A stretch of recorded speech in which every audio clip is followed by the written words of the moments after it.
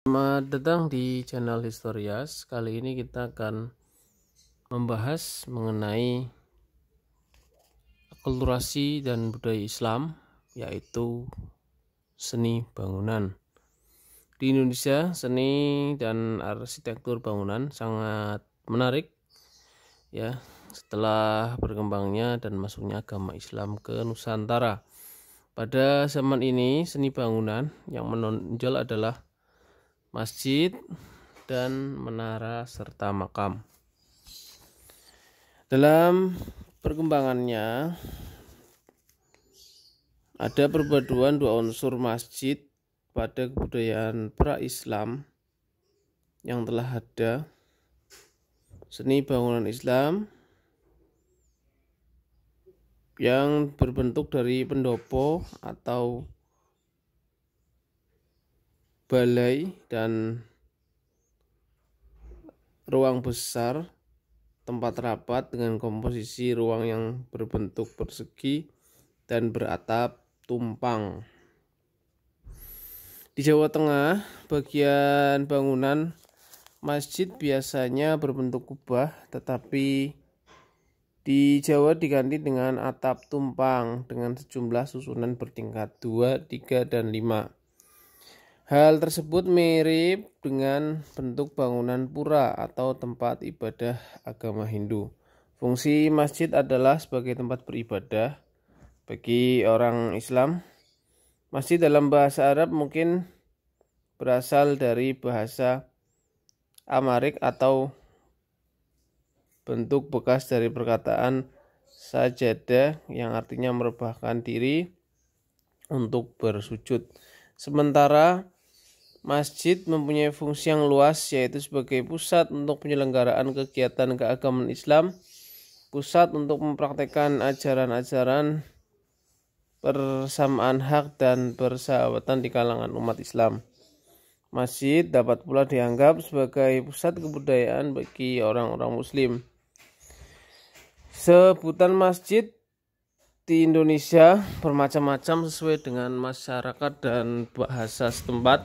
Dalam bahasa Jawa, masjid disebut masjid, dalam bahasa Sunda disebut masikit, dalam bahasa Aceh disebut miusyugud, dan dalam bahasa Makassar dan Bugis disebut masigi. Mohon maaf apabila ada beberapa kosakata yang salah. Berikut ciri-ciri masjid kuno yang berada di Indonesia. Yang pertama adalah beratap tumpang ya. Nih, ciri langgar atau masjid ya, di Indonesia. Yang pertama beratap tumpang yang tersusun semakin ke atas semakin kecil dan tingkat yang paling atas berbentuk limas. Jumlah tumpang biasanya selalu gasal atau ganjil. Atap masjid biasanya masih diberi lagi sebuah puncak yang dinamakan mustaka. 2. Menara. Menara ini biasanya digunakan untuk azan ya, atau biasanya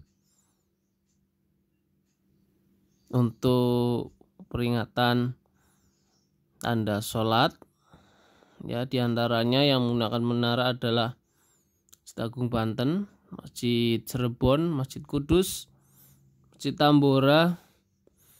Ada yang istimewa dari Masjid Kudus dan Banten ya, menaranya itu unik ya. Menara Masjid Kudus berbentuk seperti sebuah candi langgam Jawa Timur ya, yang diubah dan disesuaikan penggunaannya dengan diberi atap tumpang. Pada Masjid Banten yang ada di gambar, menara tambahannya dibuat menyerupai mercusuar. Kemudian masjid yang di dekat keraton atau biasanya ini Masjid Agung yang sekarang dipraktekkan di alun-alun ya. Alun-alun dulu berarti pusat kerajaan ya, atau dulunya keraton, itu kemudian diatur sedemikian rupa sesuai dengan komposisi macapat. Masjid ditempatkan di sebelah barat alun-alun dekat dengan istana yang merupakan simbol bersatunya rakyat dan raja ya.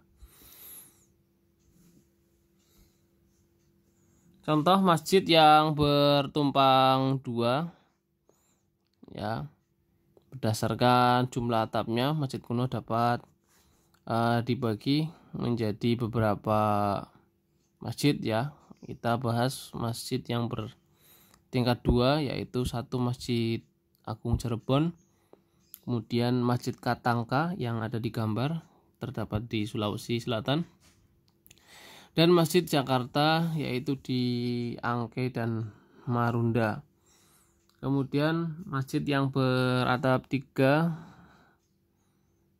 yang ada di Jawa ya, pertama adalah Masjid Demak, Masjid Agung Banten, Masjid Agung Jepara, dan di luar Jawa ada Masjid Ternate.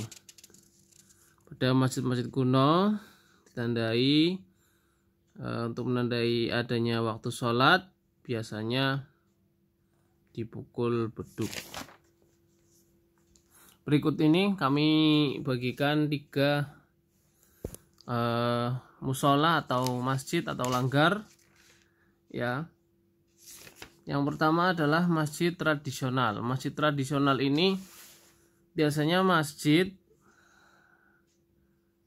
yang coraknya masih corak-corak seperti bangunan-bangunan lama ya, seperti pendopo, mihrab, beduk ya. Cirinya adalah beduk atau kentongan ya, ini biasanya digunakan untuk penanda waktu sholat. Kemudian diberi pendopo yang berfungsi sebagai taman bacaan Al-Quran untuk anak-anak kecil. Kemudian yang kedua ada masjid makam. Masjid makam ini perpaduan antara masjid dan makam.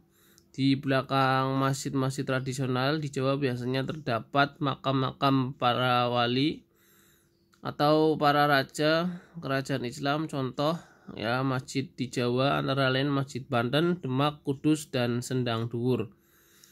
Makam-makam pada masjid dibangun berukuran besar mengingat adanya tradisi megalitikum yang masih kuatnya paham animisme.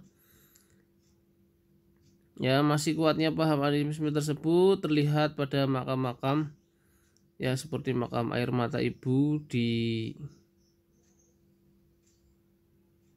Arosbaya atau di Madura. Kemudian makam Kalpayung di Pemekasan, yaitu makam Pangeran Jimat, dan makam di Lombok. Kemudian yang terakhir adalah masjid modern. Masjid modern ini dibangun dengan arsitektur modern dengan bahan-bahan juga sudah modern. Bangunan modern itu terdiri dari beberapa tembok beton atau keramik atau marmer yang gentingnya berbahan kuat seperti keramik. Cirinya terlihat pada arsitektur masjid yang masih dipengaruhi oleh budaya Persia dan India. Ciri lain banyaknya masjid atau langgar yang sudah memakai kubah. Nah, kemudian sudah dilengkapi beberapa menara untuk muazin.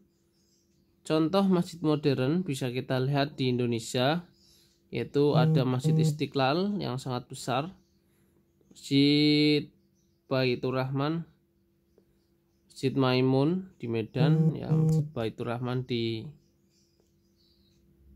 Banda Aceh tadi, kemudian masjid di Jogja ada, kemudian Masjid Juanda ya, terus kemudian masjid di Kebayoran Baru ada Masjid Al Azhar. Pada masjid modern tidak dikaitkan dengan makam, tetapi masjid menjadi sentra bermacam-macam kegiatan seperti sekolah, pengajian, dan balai pertemuan atau tempat seminar. Demikian beberapa materi mengenai masjid-masjid Nusantara. Terima kasih. Assalamualaikum warahmatullahi wabarakatuh.